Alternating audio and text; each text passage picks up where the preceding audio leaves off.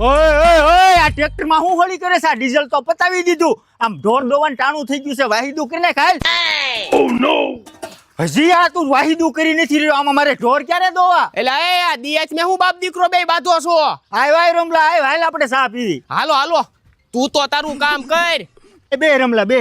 એટલે હે આમ તો જો આવડો મોટો માંડવીનો ઢગલો, આમાં તમે નાખો છો હું? ઈ બધી મારા ઝીંટુના દાદાને ખબર હોય. જો ગાડે બેઠા એને પૂછી લે જા. ખારા તો નહીં થાય ને? ના ભાઈ તું પૂછ ને. હે આતા ક્યું ખાતર નાખો છો?